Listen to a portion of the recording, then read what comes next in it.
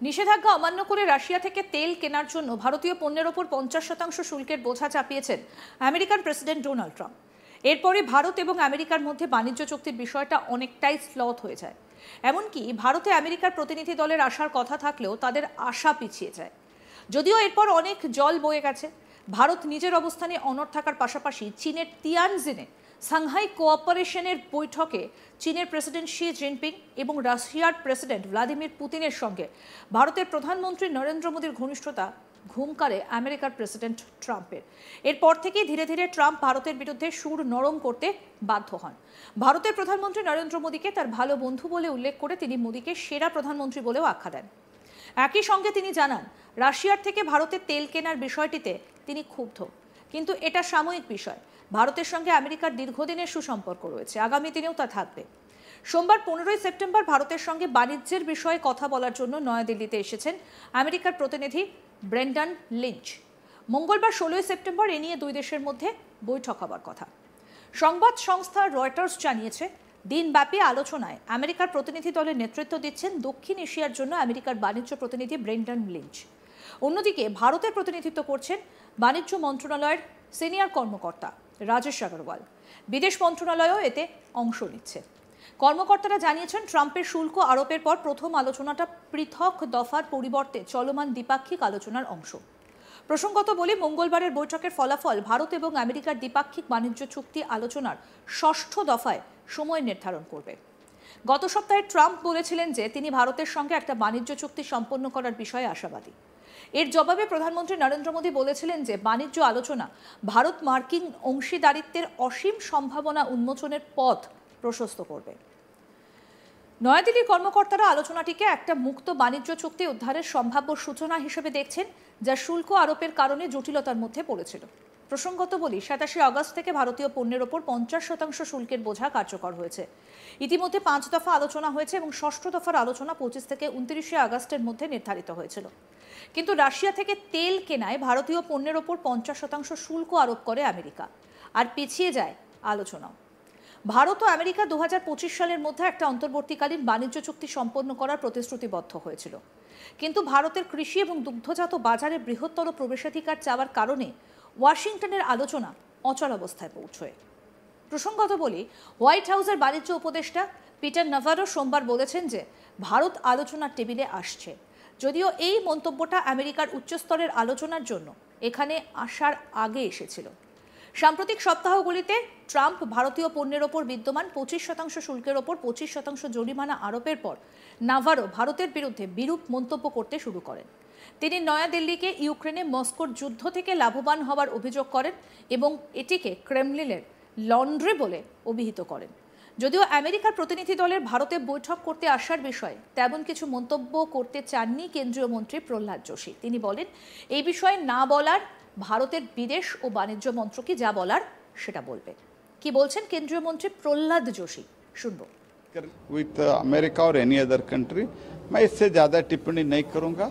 इसमें जो भी इसमें बात करने के लिए अगर विदेश मंत्रालय नहीं तो हमारा वाणिज्य मंत्रालय। इस साल के अंत तक यूरोपियन यूनियन के साथ फ्री ट्रेड एग्रीमेंट हो सकता है, पीयूष गोयल जी ने भी बताया इस बारे में। अच्छी खबर मिल पाएगी इस साल के अंदर? जरूर जरूर, जो भी हो रहा है अभी आज के 11 बरस से जो भी एक दिन के बाद दिन हमको अच्छे चीजें मिल रहा है, अभी भी अच्छी चीजें मिलेगी। आखिरी सवाल सर, वक्फ बोर्ड को लेकर सर आज एक अहम बात सुप्रीम कोर्ट ने कही है, अपना ऑर्डर अपना समझौता से सुना है, क्या कहेंगे सर सरकार के? ओवरऑल तो उन्होंने ओवरऑल स्टे नहीं किया, कुछ सेक्शन उन्होंने स्टे किया है, वो देख के हम उसमें आगे कैसे बढ़ेंगे, कुछ रूल्स तक कैसे कुछ का है, after looking at it in detail मैं आई विल स्पीक। संतुलित मानेंगे इस फैसले? I will have a full detail look at it, then I will speak to you. প্রসঙ্গত বলি, মনে হচ্ছে ভারত ও রাশিয়াকে সবথেকে গভীর এবং অন্ধকারতম চীনের কাছে হারিয়ে ফেলেছি। এদের একসঙ্গে পথ চলা সমৃদ্ধ হোক। ট্রুথ সোশ্যালে এই বার্তা দিয়েছিলেন আমেরিকান প্রেসিডেন্ট ডোনাল্ড ট্রাম্প। আর এই বার্তা দেবার কয়েক ঘন্টার মধ্যে হোয়াইট হাউসের ওভাল হাউসের সাংবাদিক বৈঠকে অবস্থান বদল করেছেন ট্রাম্প। ভারতের প্রধানমন্ত্রী নরেন্দ্র মোদীকে দারুণ বলে উল্লেখ করেন। মোদীর সঙ্গে তার ব্যক্তিগত সম্পর্কের কথা মনে করিয়ে দিয়ে ট্রাম্প বলেন, আমি নিজে তো মোদীর সঙ্গে সবসময় বন্ধুত্ব রাখবো। ট্রাম্পের এই বয়ান বদলের পর পাল্টা সৌজন্যের বার্তা দিয়েছেন ভারতের প্রধানমন্ত্রী নরেন্দ্র মোদীও। তিনি এক্স হ্যান্ডেলে পোস্ট করেন, প্রেসিডেন্ট ট্রাম্পের অনুভূতি এবং আমাদের সম্পর্কের ইতিবাচক মূল্যায়নকে গভীরভাবে উপলব্ধি করুন এবং সম্পূর্ণরূপে প্রতিদান দিন।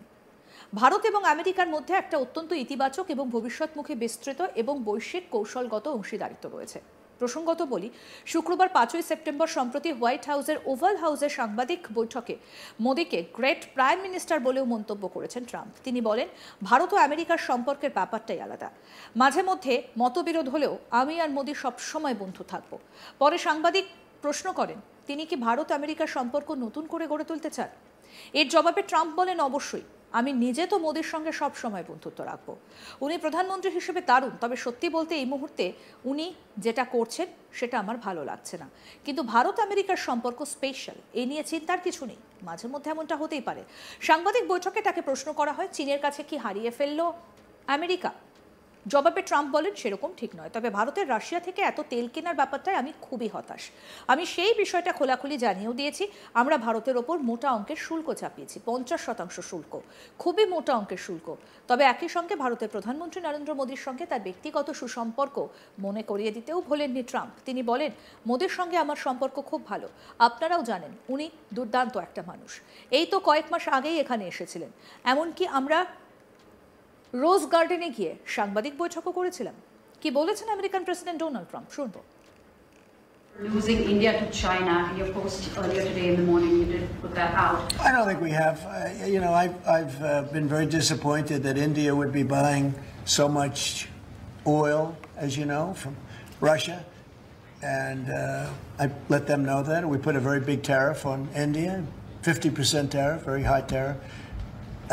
I get along very well with Modi, as you know. He's great. He was here a couple of months ago.